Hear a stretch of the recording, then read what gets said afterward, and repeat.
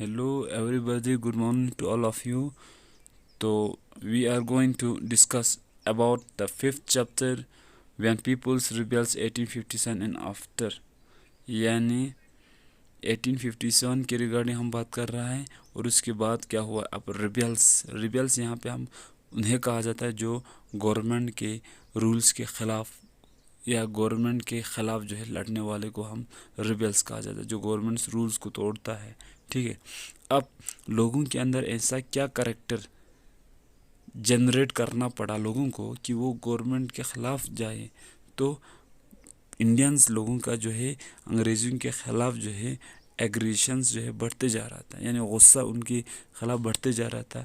इसीलिए 1857 का वार के रिगार्डिंग हम बात कर रहा है। ठीक है।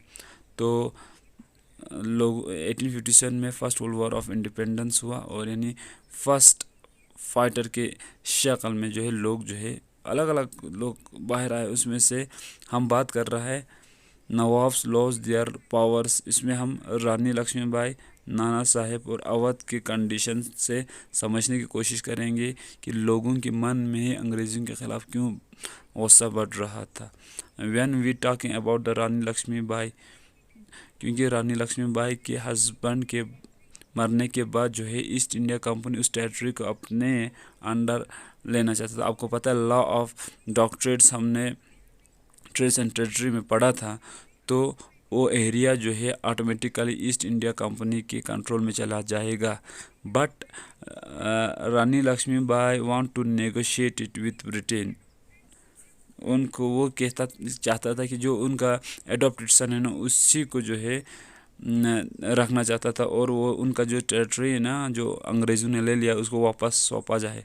पर रानी लक्ष्मीबाई को का जो है डिमांड बिल्कुल वो एक्सेप्ट नहीं कर रहा था। इसीलिए लोगों के बीच में या लोगों के अंदर एग्रेशंस अंग्रेज़ों के ख़िलाफ़ जो है फीलिंग्स बढ़ते जा रहा था। उसी तरीके से जो है उनको दिया नहीं, तो इसीलिए रानी लक्ष्मीबाई और उनके साथी जो है अंग्रेज़ों के ख़िलाफ़ लड़ना शुरू कर दिया।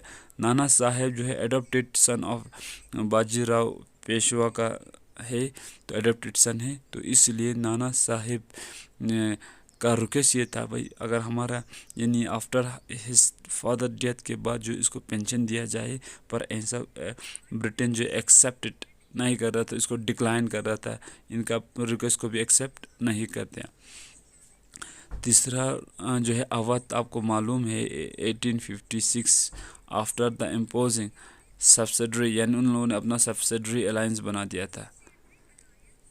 ठीक है, यानी वो फिर वो सब्सिडरी अलायंस इम्पोज कर देता है कि उनको अपने एरिया में ले लेता है।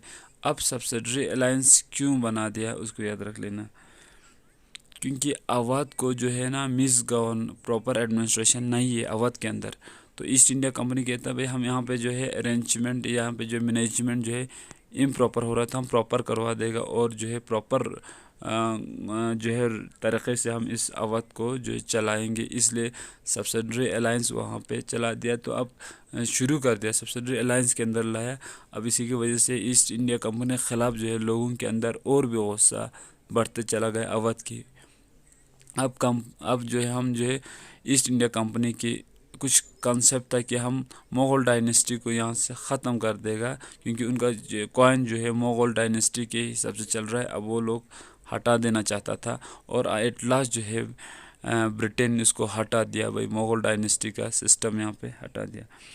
गवर्नर जनरल डलहौजी की जो हम बात कर रहा है, तो उन्होंने ये अनाउंस कर दिया कि आफ्टर बहादुर शाह जफ़र डेथ जो है अब इनके फैमिली जो है रेड फोर्ट में नहीं रहेगा, तो और जो दिल्ली की दूसरी जगह पे जो इनको शिफ्ट किया जाएगा।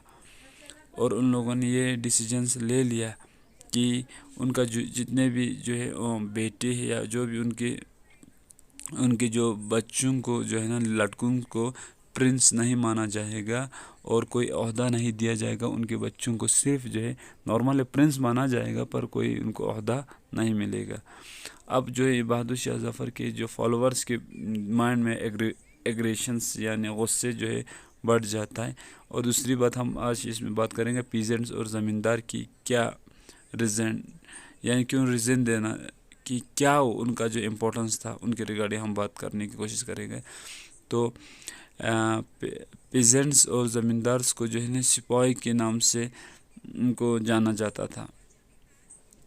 زمیندارس اور پیزنٹ کی جو کنڈیشنز تھا ایسٹ انڈیا کمپنی کے اندر، ان کا جو ہے حالت بہت خراب تھا، کیونکہ ان سے زیادہ ٹیکس چارج کیا جاتا تھا، اور ایسٹ انڈیا کمپنی کے جو ہے ٹیکس کلیکٹ کرنے کا میتھڈ جو ہے بہت زیادہ تھا، اور بڑا پرابلمس وہ لوگ فیس کرتے تھے.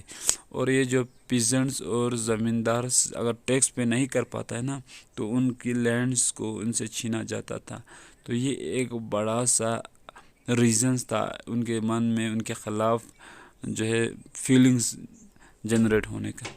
جو سپاہیز تھے نا، وہ جو سٹسفائی نہیں تھے کہ انگلینڈ کی انڈر جو ہے یا برٹن کے اندر جو کام کرنے کا، کیونکہ جو ہے پے سکلز بہت لو تھا، تو اس لیے وہ سٹسفائی نہیں تھے، کیونکہ ان کا کوئی الائنس جو ہے اتنا زیادہ نہیں تھا، اور ان کے اوپر جو ہے رولز جو ہے تھوپا جا رہا تھا جو ان کے ریلیجس کے خلاف یا اور جو ہے ان کے سسٹم کے یا ان کے طریقے سے خلاف تھا. کیونکہ ان کو جو ہے نا کچھ ایسے بھی کام کرواتے تھے جو ان کا ریلیجس کے خلاف بھی ہوتے تھے، اور جو ہے ان کے اوپر کچھ ایسے بھی زبردستی جو ان کو جو ہے دوسرے جگہوں پر بھیجا جاتا تھا تاکہ لڑنے کے لیے انگریزوں کے لیے. خاص طور پر جیسے کہ برما میں بھیج دیا کرتا تھا، 1824 میں بھیج دیا گیا تھا ان کو، تاکہ وہاں پہ جا کے سی روٹ سے چلا جائے اور جو ہے کمپنی کے لیے لڑے. اور جو ہے ان کا ایسا بلیف تھا کہ بھائی ان کا مذہب جو ہے اس طرح ختم ہو جائے گا، کیونکہ اور یہ ان کا دھرم میں اس طرح کے جو ہے انہیں پرمیشنز نہیں دیا جاتا ہے کہ کسی کو کاٹنے کے لیے. ایسا کنسیپٹ ان کا تھا الگ الگ. اور جو اوورسیز جو ہے ان کو ٹریول نہیں کرنے کا ایسا کچھ کنسیپٹ تھا، پر زبردستی ان لوگوں کو بھیجا جاتا تھا. تو اگر نہیں جائے تو ان کے خلاف جو ہے ان ایکشن لیا جاتے تھے. تو اسی کی وجہ سے بھی لوگوں کے اندر جو ہے ایگریشنز جو ہے بڑھتے چلا جاتا ہے. تو نیکسٹ ٹاپک میں ہم بات کریں گا کہ 1856 میں کیا ہوا. اس سے پہلے جو ہے برما میں زبردستی ان کو جانے کے لیے زبردستی کر رہے تھے. ٹھیک ہے،